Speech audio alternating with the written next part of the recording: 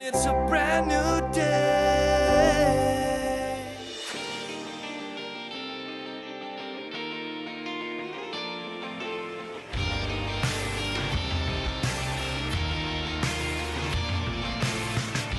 So I'm in Vancouver, and I'm really excited to get to explore the area and see what Canada has to offer. I really feel like I'm on The Bachelor right now. This is hands down the most dramatic buildup of an entrance. Like, oh my God.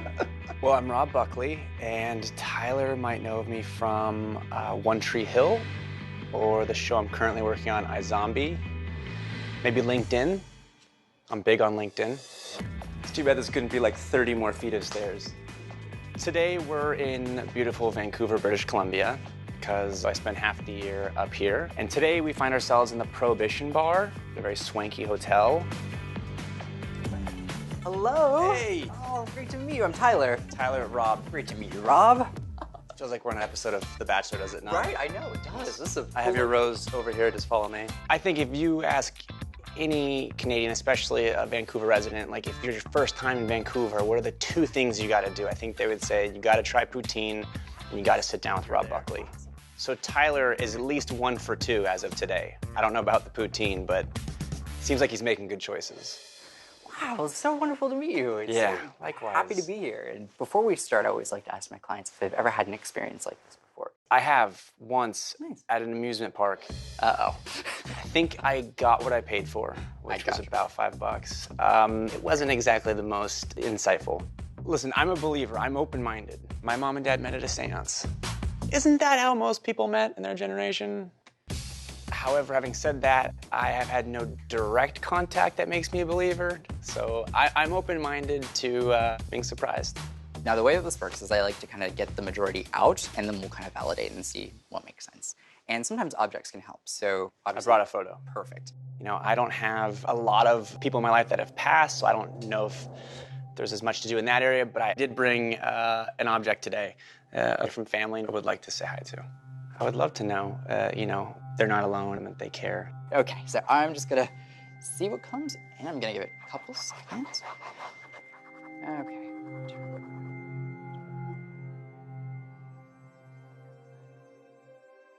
These two both coming through at the same time. It's always convenient. Let me look. Let's see. For some reason, they're having me talk about like mom, and they're having me go there. Okay, so I'm gonna go mom, son, and family. I have this dual situation of two individuals who are coming through pretty strongly together, and I'm gonna try to interpret this as best I can. Give me a real strong female CK name. Does that mean anything? Well, yeah, I mean, my grandmother. This is my grandma Carmela, but she went by Grandma Cookie. Nice. Yeah. They are bringing forward a man that I have to talk about. But what I can tell from this older individual is that this person is acknowledging like a natural cause of death. Connected to that, they showed me my symbol for parallel lines, which always references to like a double name connection. So for some reason, like they're having me talk about sharing a name or a name being passed down, and it's very much connected to that person. Does that make sense? Yeah. My grandpa Earl. Okay. I just need you to know that that person's way of coming through and saying like the name connections, like you're do me proud. It's just gonna keep That that fits. Even coming in open-minded, I didn't really know what to expect, but then once we got into my grandma and grandpa I was hoping to connect with, you know, when he started calling out the stuff about sharing the same name as my grandpa or the legacy being passed down and my grandma, it surprised me. At this point, actually, I might turn the photo over. Please. Tyler, wouldn't it have been great if it was just my headshot? Oh my God, that would have been hilarious. You're like, oh wait, I'm getting something. You're a narcissist. Get off my show. Someday, someone might, you never know, but wow. So this is my grandpa Earl. Nice. Earl's my middle name. Right. So when you were saying the legacy being passed down, I got his name. I was named after him. Right. And I think you were saying that you were like, I'm getting a CK name. And I was like, you're never gonna grab Cookie. That's right. So yeah, she was the grandmother. So they both passed when I was younger. Wow, what a beautiful couple. Yeah, these are the only grandparents I ever know. I was real young when I lost my grandmother. And when my grandpa passed, it was 8 or 9. That's really like very early, happy childhood memories. And it's comforting knowing that, you know, that they're there on the other side and they're doing well. Do you have anyone taking a trip to Texas? This younger person coming in. Whew, take a minute.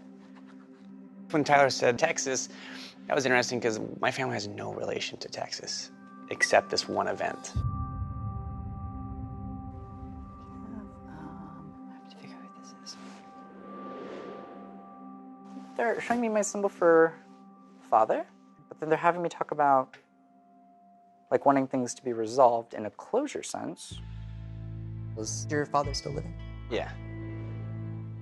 Check and see if your dad lost anybody who would have been like same generation. So when I see contemporary, that's usually like sibling, cousin, friend, that kind of thing. But they're having me really acknowledge this like contemporary, like around dad, like strongly. And the feeling is like the person who passes away too soon, before their time, they're watching over dad like a hawk.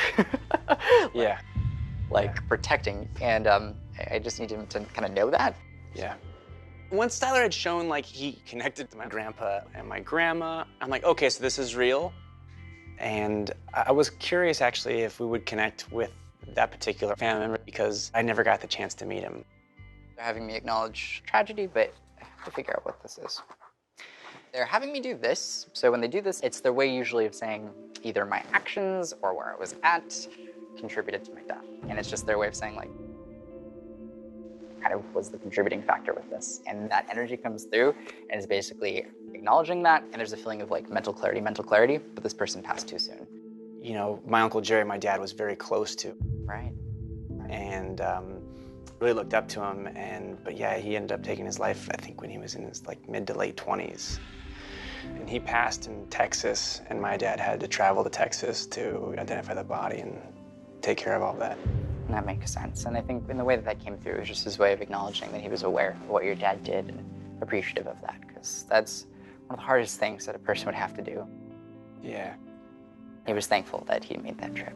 Yeah, I think my dad will feel good to know about his brother Jerry. Absolutely. Well, my dad had several brothers, but Uncle Jerry was the one that Dad was closest to. It was nice to hear that your family that's no longer with us here on Earth anymore is still looking after you and in your corner. I mean, first of all, he was like a magician and a hypnotist. Wow.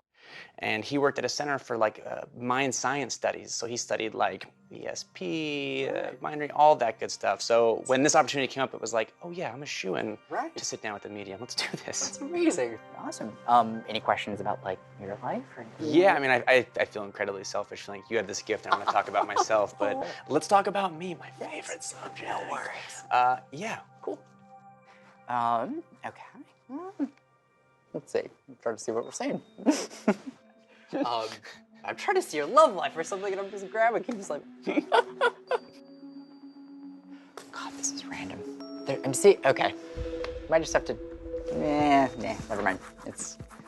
You sure? Yeah, they showed me fake grapes. It came from your grandmother. What? It was like a whole thing. I saw fake grapes and like someone trying as a child or someone like, oh, I'm gonna eat it, and then discovering it's not real, but it's like wax food. Yeah, I for sure did that as a child. And she had fake grapes. I gotcha. So it would fit. Perfect.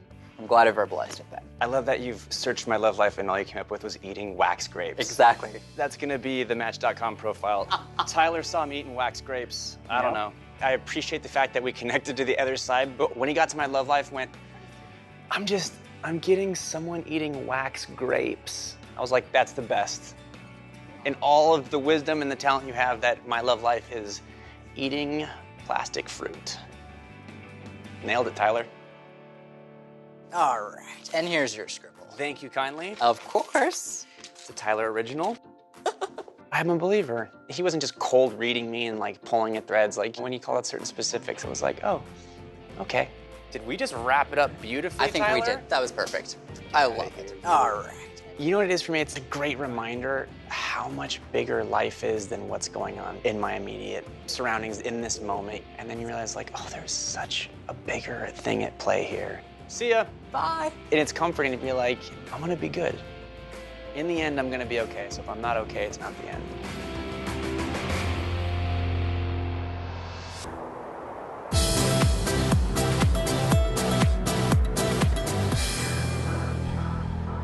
I have stuff coming in now. There's a female coming through. The female died tragically. This is a pretty heavy death. It feels like something that's really still being processed. I wonder. Yeah. How are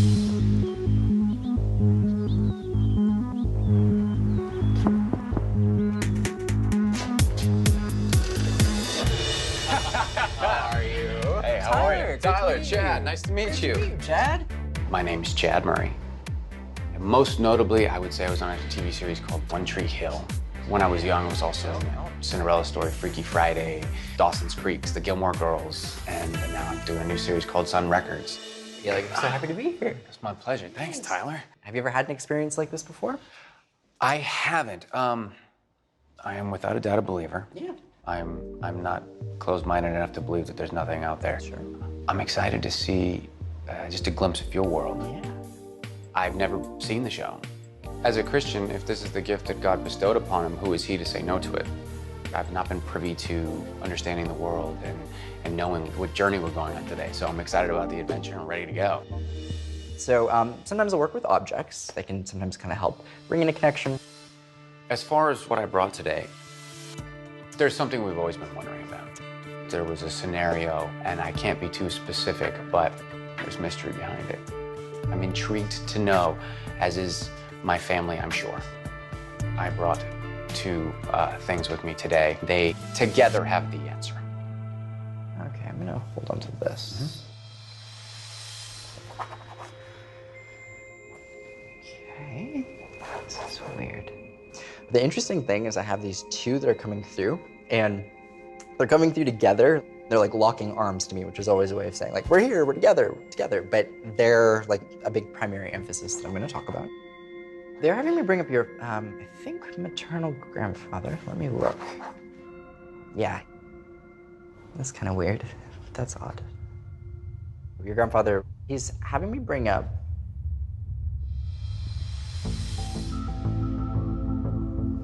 an expression of wanting people to know. Oh God, I'm sorry. There's this feeling of basically that Grandpa would have said or verbalized something to people before he died, and then after he died, his words were changed.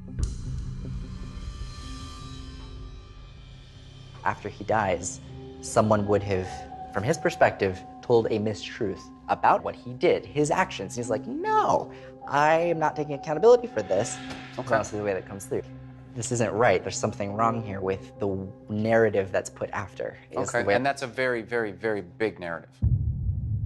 I feel like, honestly, just before I continue, a big part of why I'm here today is to talk about mom's side of family, your grandfather and grandmother, and that situation. And like, I feel like that's why I was meant to come today. That's without a doubt. That's big. Well, that's really the question. We want to discover what occurred, Right. you know, in this specific moment. And there's only two people that would really know. And Right. they've both passed on. Let's keep going. This is interesting. For some reason, they're having me talk about grandma. They're having me talk about a fall for some reason. I don't know what this is, like a fall, like I'm falling. Okay. Well, there's falling involved, but she didn't hit the ground. The speculation from the stories that I got from my grandfather is that he was arrested for her murder. God. She died at 17, and she had just had my mother. She was found with her hands tied behind her back, hung in the basement. So there was a fall. Sure. Just in a different way. And then after that, he was cleared. And they didn't really have enough evidence to say it was you that did it. And that's one of the things that we all want to know as a family. Did she do it herself, or did he do it? The question is, can we find the truth? Yeah, let's see. It's really weird. At the time that Grandma would have passed,